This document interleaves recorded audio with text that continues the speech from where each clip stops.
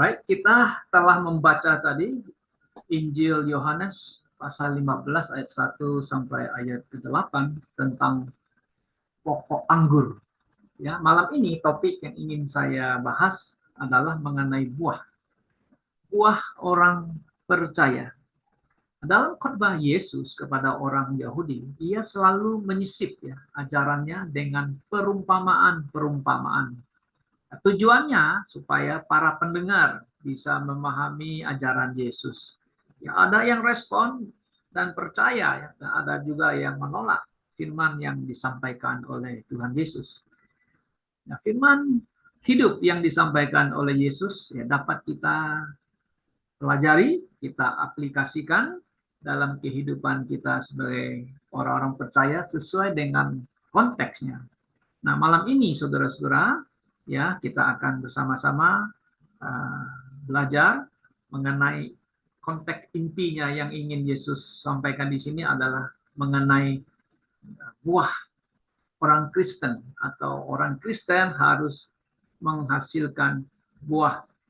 Ya, kalau kita perhatikan ada ayat yang mengatakan di sini ya bahwa ya, cabang yang tidak berbuah akan dikerat, akan dipotong dan dibakar, dan juga cabang yang berbuah ya akan dibersihkan sehingga dia akan berbuah.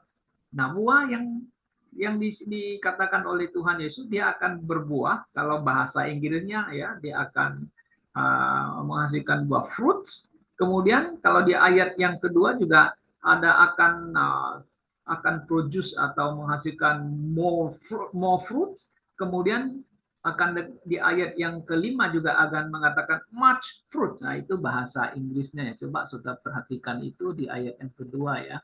Ya, yang much fruit kalau ayat 5, kalau ayat 2 di sini mengatakan ya akan menghasilkan bear fruit. Nah, itu tunggal fruit ya. Kemudian akan dia menghasilkan bring forth more fruit. Nah, itu ada more fruit. Kemudian ayat yang kelima akan menghasilkan lagi bring forth much fruit. Nah, kalau di Indonesia memang agak sedikit beda ya. Oke, tapi intinya begini, harus berbuah satu, kemudian lebih banyak lagi dan lebih banyak lagi. Ya, itu yang Tuhan Yesus katakan, yang Tuhan Yesus inginkan daripada orang-orang yang percaya begitu.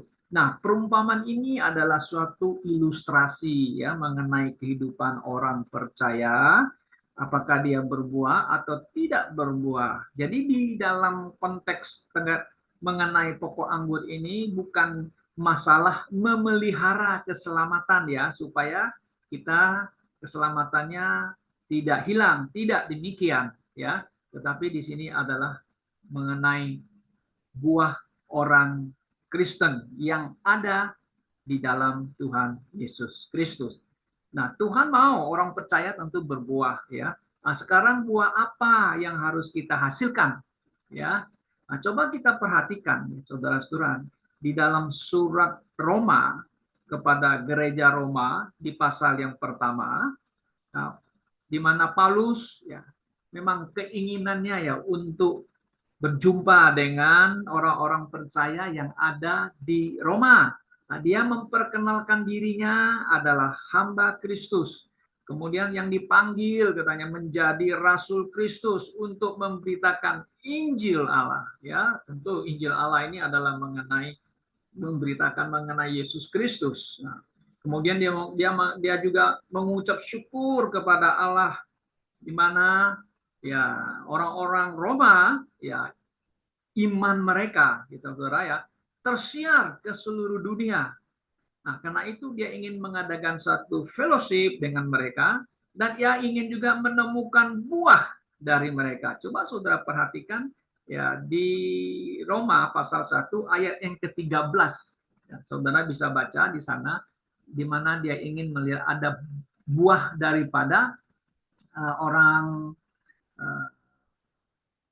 di gereja yang ada di Roma. Nah, saudara perhatikan, I might have some fruit among you also, even as among other Gentile, katanya. Nah, di sini dia ingin supaya mereka punya buah, ya Paulus juga mengatakan ya bahwa mereka punya iman. Wah, imannya luar biasa ya, sudah tersiar ke seluruh dunia.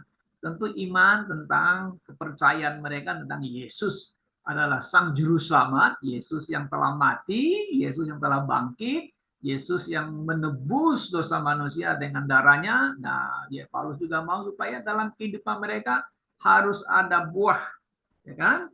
Dalam kehidupan mereka harus ada buah. Nah, saudara, jadi kita lihat iman tidak terlepas daripada buah kita sebagai orang-orang yang percaya kepada Tuhan Yesus Kristus.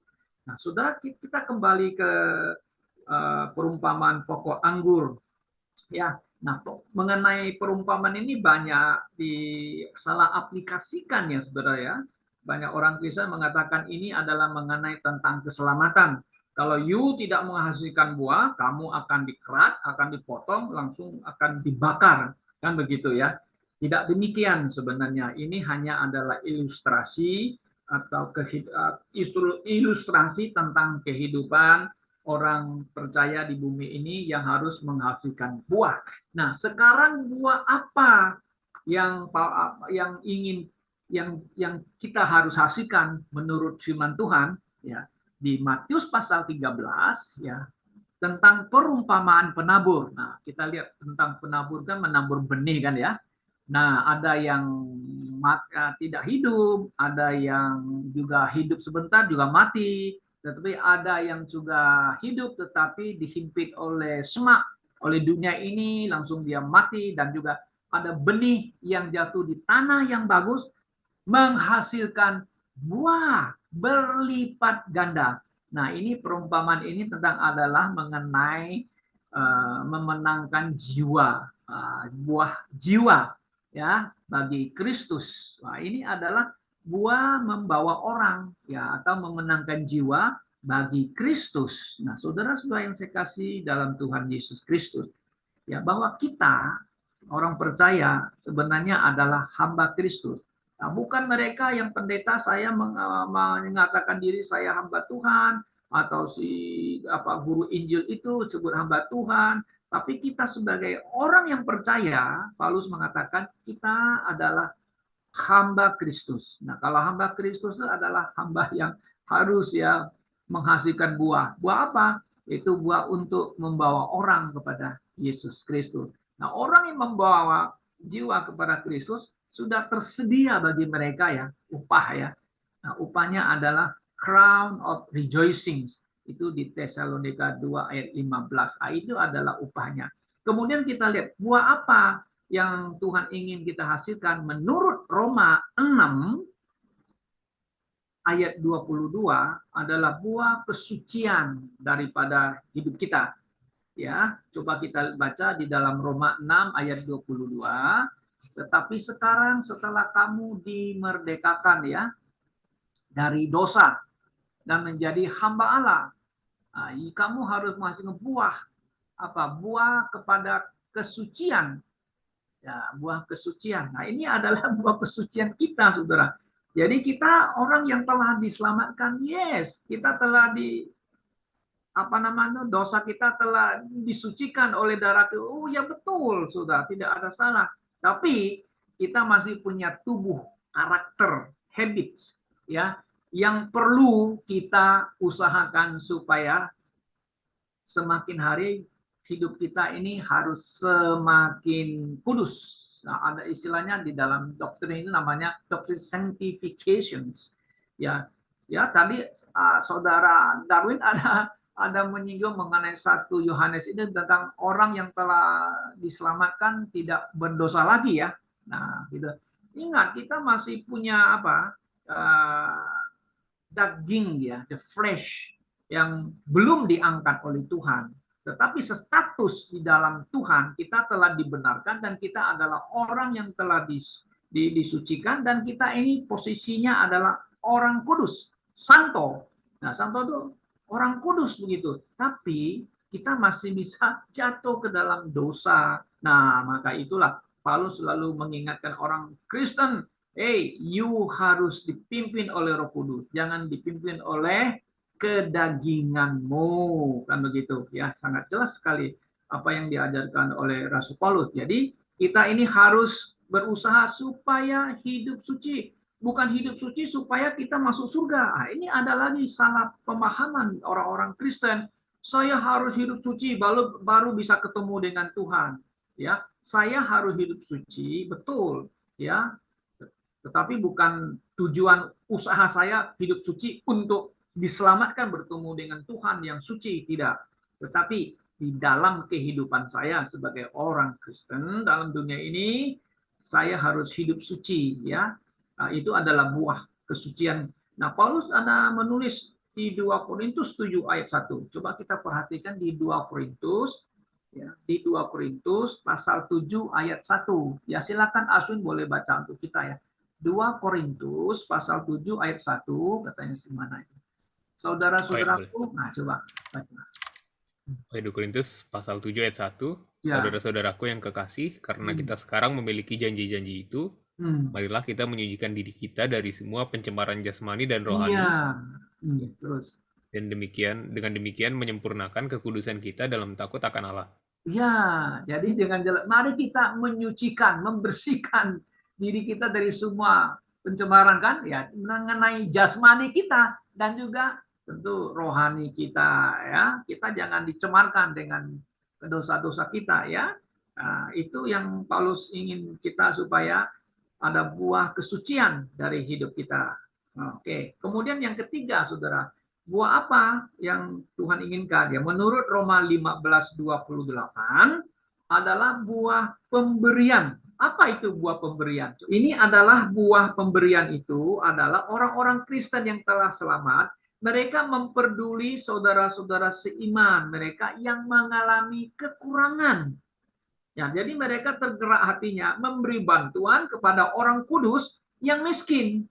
Jadi ada orang Kristen yang tidak beruntung, kita mengatakan. Kenapa? Karena dalam kondisi keadaan politik yang nggak benar, nggak sehat, dan juga mengenai keadaan dunia yang tidak baik. Jadi banyak orang-orang Kristen yang hidupnya kekurangan, ya. Jadi ada orang-orang percaya yang tergerak hatinya, mereka memberikan bantuan kepada saudara-saudara seiman mereka, ya, memberi bantuan, ya.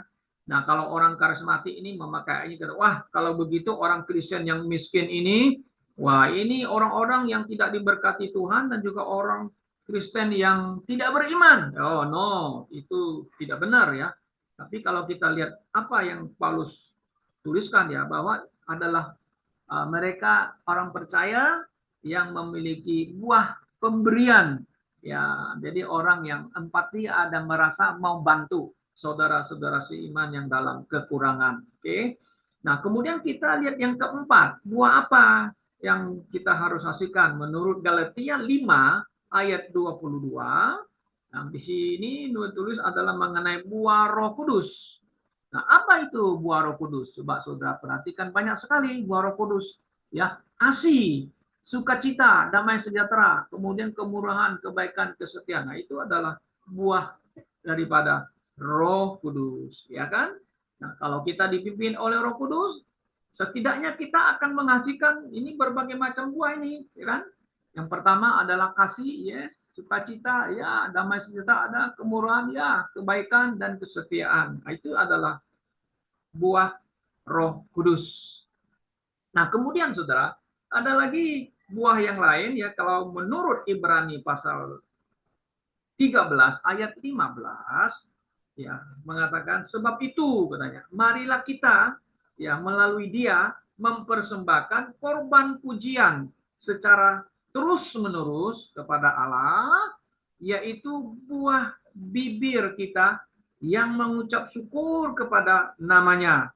Firman Tuhan mengatakan dalam segala hal ucaplah syukur. Nah, jadi buah apa ini? Adalah buah mengucap syukur dari bibir kita. Ya, ini adalah buah. Ya, Paulus dengan tegas, ya, menyatakan di surat 1 Tesalonika pasal 5 ayat 15, dalam segala hal ucaplah syukur, sebab ini adalah kehendak Allah di dalam Kristus Yesus bagimu. Kemudian di Efesus pasal 5 ayat 20 mengatakan lagi, ucaplah syukur senantiasa atas segala sesuatu dalam nama Tuhan kita Yesus Kristus kepada Allah dan Bapa kita. Nah, saudara-saudara, Tuhan ingin ya supaya orang-orang percaya di bumi ini, ya mereka yang masih hidup, ya memang dalam keadaan dunia ini kadang-kadang kita bisa mengalami kesulitan, mengalami kesusahan, problema dan macam-macam ya. Nah, Paulus ingin supaya kita harus menghasilkan apa? Buah apa? Buah ucapan syukur dalam keadaan apapun. Mungkin yang baik kita semangat mengucap syukur, tetapi dalam keadaan yang buruk mungkin ada yang aduh ini susah kita mengucap syukur. Tetapi firman Tuhan mengingatkan kita kembali dalam segala hal ucaplah syukur kepada Allah di dalam Tuhan Yesus Kristus. Itu adalah kehendak Tuhan. Nah, saudara-saudara yang saya kasih dalam Tuhan Yesus, nah buah yang kita hasilkan ya sesuai dengan kebenaran firman Tuhan, semua ini akan diperhitungkan oleh Tuhan ya nanti di judgment seat of Christ, di dalam ya kursi penghakiman Kristus. Ya, apa yang kita hasilkan buah ini semua pasti dicatat dan semua yang kita hasilkan Tuhan akan memberikan rewards atau pahala atau juga pahala mahkota. Nah, itu yang sedang dipersiapkan oleh Tuhan dan itu yang sedang itu yang akan diberikan kepada orang-orang percaya apabila satu hari nanti kita menghadap di the judgment seat of Christ. Nah, saudara-saudara yang kasih dalam Tuhan Yesus Kristus, ya ini buah-buah ini adalah usaha kita dan kita akan mendapatkan rewards-nya nanti. Nah, di dalam perjanjian lama sebenarnya Tuhan telah menyiapkan ada 5 rewards atau yang disebut dengan 5 crowns for the believers. 5 ya mahkota yang disediakan bagi orang percaya. Nah, yang pertama mahkota kebenaran. Nah, mahkota kebenaran ini adalah the crown of righteousness atau bagi mereka yang rindu akan kedatangan Kristus yang kedua kali. Nah, saudara dan saya kalau yang rindu kedatangan Kristus, kita disiapkan crown of righteousness. Sangat disayangkan banyak orang percaya di dunia ini mereka bilang aduh Tuhan jangan cepat-cepat datang kan begitu ya, janganlah gitu ya cepat-cepat datang. Tapi kita orang Bible believer selalu Tuhan kapan engkau datang, kapan engkau datang, kami menanti kedatanganmu ya, karena dunia ini semakin hari bukan semakin baik, semakin berbahaya kan gitu. Kemudian yang kedua mahkota kehidupan, crown of life bagi mereka yang menolak pencobaan atau melawan pencobaan atau yang mati syahid demi Kristus. Nah, ini ada hubungannya dengan dalam tribulasi besar. Ya. Tentu mereka yang tidak masuk dalam tribulasi besar zaman sekarang ini, ya mereka karena mati, ya atau mereka karena demi Kristus, mereka akan juga mendapatkan mahkota kehidupan. Itu di Yakobus pasal 1 ayat 12. Kemudian yang ketiga ada lagi mahkota abadi, incorruptible crown, bagi mereka yang setia hidup berjalan sebagai orang percaya yang mengontrol tubuhnya. Mengontrol tubuhnya kan sudah jelas, ya tidak mau dicemarkan dari apapun ya, gitu kan? Maka itu harus hidup suci, itu harus kudus, ya tidak mau dicemarkan oleh keadaan dunia ini, sistem-sistem dunia ini. Kemudian ada lagi yang keempat, mahkota kemuliaan, crown of glory. Ini bagi mereka yang setia melayani Tuhan. Ya, mereka bolehlah digembala, guru Injil kah, pelayan Tuhan, juga saudara-saudara yang melayani Tuhan akan diberikan mahkota kemuliaan. 1 Petrus pasal 5 ayat 1 sampai 4. Nah, yang terakhir saudara-saudara ya, yaitu adalah mahkota sukacita, crown of rejoicing, bagi mereka yang membawa orang kepada Kristus. Nah, ini adalah mahkota sukacita di 1 Tesalonika 2 ayat yang ke-19 ya. Tentu kita sangat bersyukur kepada Tuhan Yesus ya, saudara-saudara. Kita orang yang telah diselamatkan, ya, kita yang sudah yakin pasti masuk surga, tapi sebelum kita pulang ke surga, Tuhan ingin supaya kita menghasilkan buah. Bisa mungkin 1 buah, mungkin Tuhan mau supaya lebih banyak buah, dan lebih banyak buah lagi untuk kemuliaan Tuhan. Nah, apa yang kita hasilkan, apa yang kita lakukan, semua akan diperhitungkan Tuhan bagi kita, dan kita akan mendapatkan rewards atau pahala bagi setiap orang yang berbuat sesuatu bagi Tuhan. Kiranya Tuhan menolong kita pada malam hari ini, supaya kita boleh menjadi berkat bagi orang lain dan kita memuliakan Tuhan Yesus Kristus. Mari kita berdoa.